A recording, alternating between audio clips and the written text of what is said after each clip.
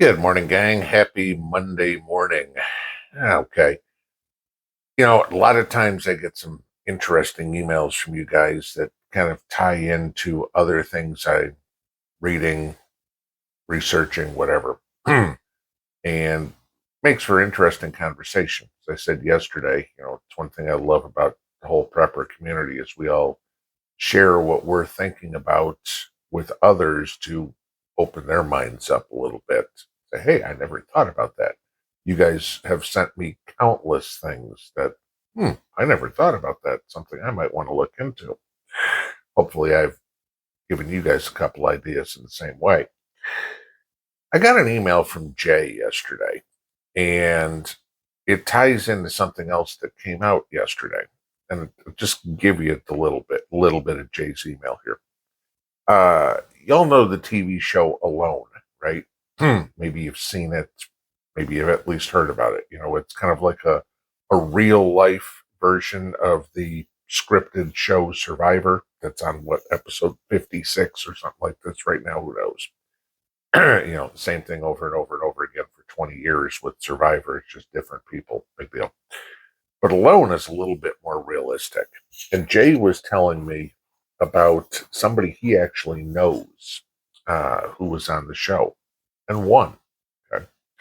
Gentleman by the name of Clay Hayes. And as Jay put it, Clay entered the show with 10 items and minimal food. It's pretty much standard for how the show works. And he won $500,000 for surviving for 74 days. Okay. 2.5 months. Now, would you consider what they go through an SHTF event? I would. Okay. Would you consider that basically bugging out? I would. Okay. What do you get? Minimal items, maybe a bug out bag, minimal food, bug out bag. And he made it 74 days. Mind you, he's a survivalist, an outdoorsman, a hunter, a guide for all of that sort of stuff. Okay. The guy knows his stuff. He's not Joe Average, punch a clock, go to work guy. And he made it 74 days. How long can you really make it? I mean, this is a serious question. What is your goal? Is your goal to make it a month? 2, 6, 12? How long? Okay. Who are you going to surround yourself with? How are you going to do it? What skills do you have? What equipment do you have to allow you to survive more than 74 days? Being that most of us aren't avid survivalists or outdoorsmen or hunters. Sure, we all have some of those skills, but not all of them. Okay? So what's it going to take if you don't have all of the skills, which, contrary to popular belief, 99.99% of us don't have all the skills needed to survive. We don't have all the equipment needed to survive. We need other people with other skills or other possessions to make it as a group. And that's where a problem comes in. Okay? Now, somewhat I'm going to have to generalize here, but it's relatively obvious, okay, as to who is going to make it and who's not. Now, the majority of people that watch this channel, and I want you to take a look at something real quick because we have access to different demographics and stuff like that for who's watching our channel. In the lifetime of this channel, this is the demographic breakout of who has watched. What have I made? Probably 2,000, 2,500 videos at this point, okay, in 3+ years of doing this.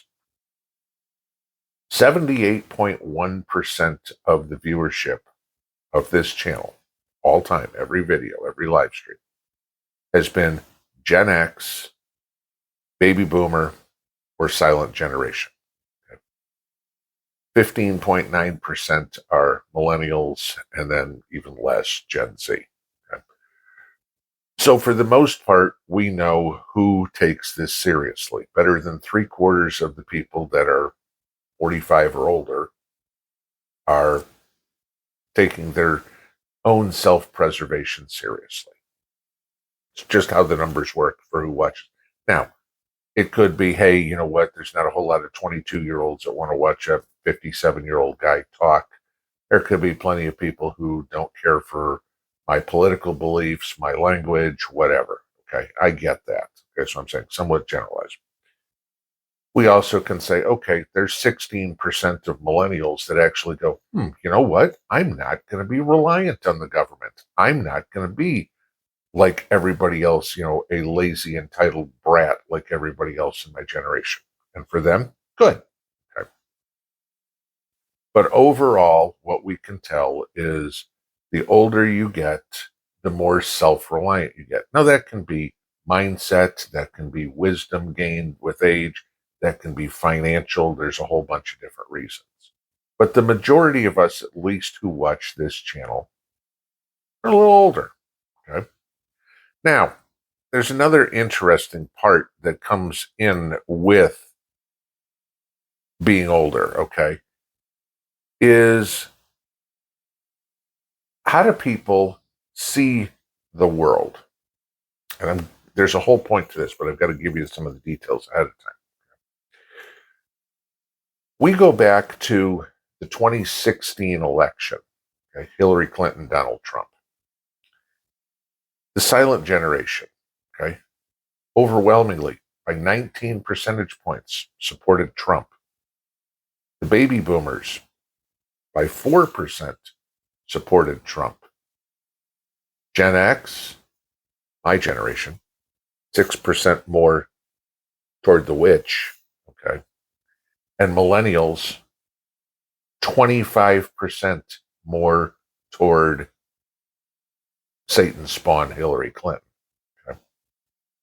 Did that back down a little bit in 2020?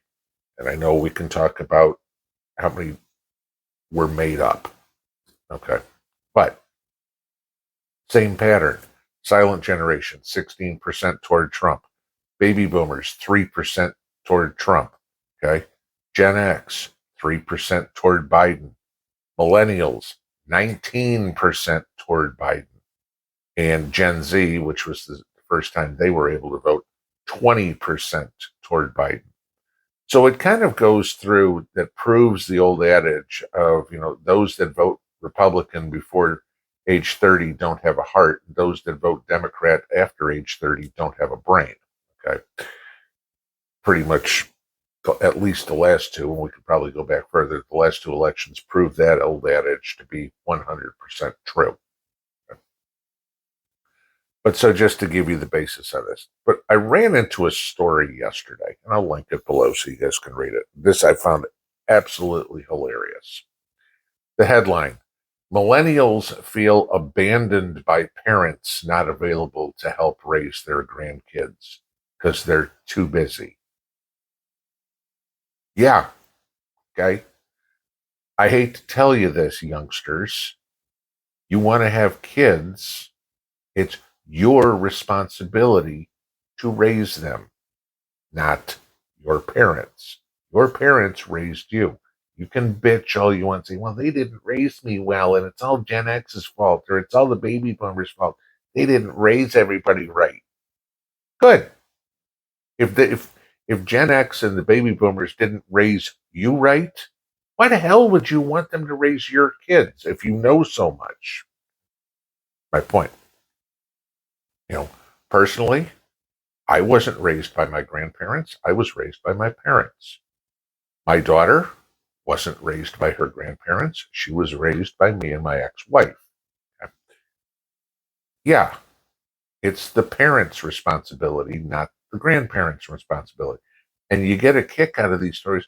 Well, I've got to meet my friends at Starbucks at 7:00 in the morning for our morning coffee, and then after work we have to go to our Pilates class. So you need to watch my kid so I can go have my social life. No, you have a kid. Your life, your social life revolves around them until they're at least 18. Okay.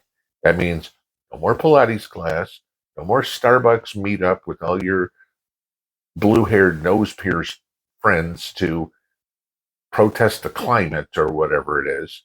No, this means you're going to dance recitals and t-ball games, and that's what you do. But daycare is so expensive. Then you shouldn't have got a degree in gender studies, okay, and got something where you could actually earn a real living. And if you still can't afford it, maybe you need to figure out how to be a stay-at-home parent and the other parent makes their enough income to support the household. Oh, income.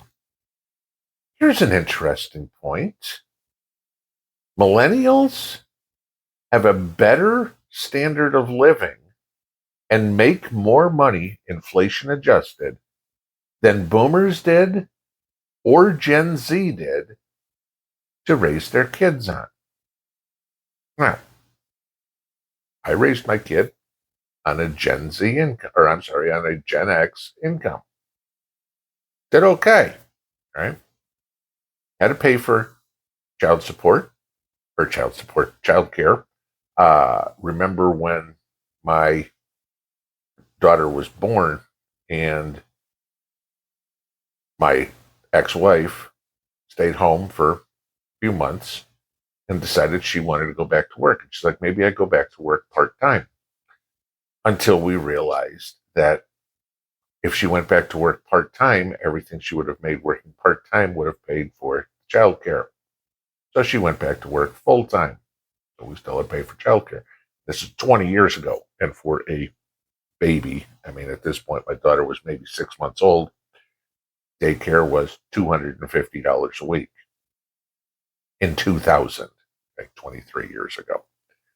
I can't imagine what it is now, but I'm also betting that the kids now aren't working for $30,000 for a white collar job that I was. Like, now you're making $30,000 a year, saying, would you like fries with that? So, yeah, I don't want to hear the, oh, gee, we need our parents to help. They live in nicer, the younger generations now live in nicer houses than we did when we were the same age. They have nicer apartments, they drive nicer cars, et cetera, et cetera, et cetera. So this goes back to prepping. When shit hits the fan, when all these kids that voted for Biden, even the people at my age who voted for Biden or voted for Hillary, and the world blows up,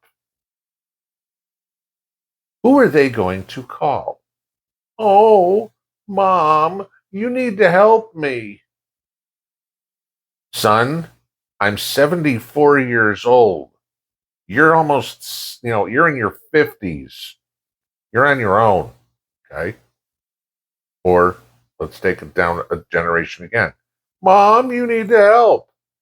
Son, you're 30. I'm in my 50s. You're on your own, okay? But, no, okay? I know it's hard. It's hard to say, I'm going to turn my kid away. But you do it if it's a matter of survival. I know there's going to be some people out there who will say, my kid's will eat before I ever do. Okay.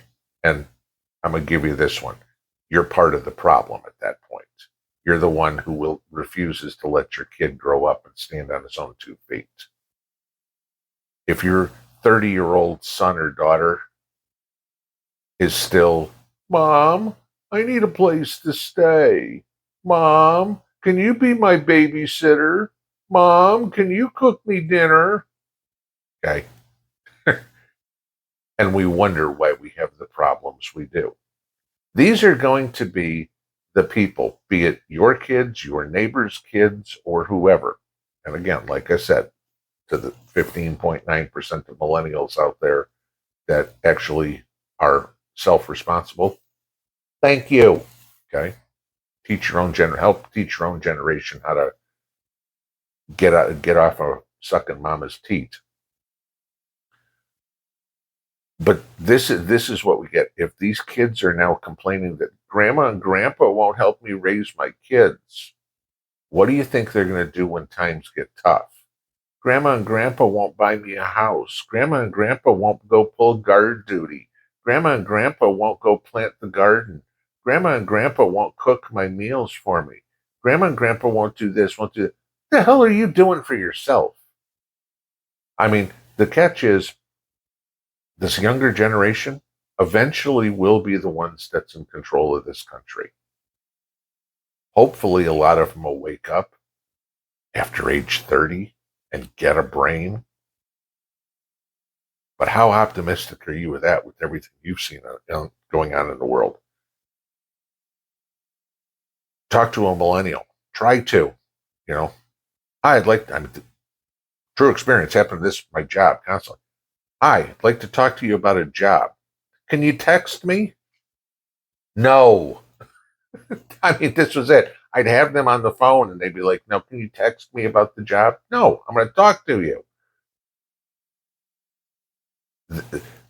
These people are the future of our country, and they are so sheltered and so incompetent. How long is it that we have to take care of them before they wake up one day and go, Mom and Dad ain't here anymore. Now what do I do? Teach them, raise them. If they're 25, if they're 30, go out and cut your own teeth, kid, because the well here is dry. And as hard as it is, that'll save their life. And pull out.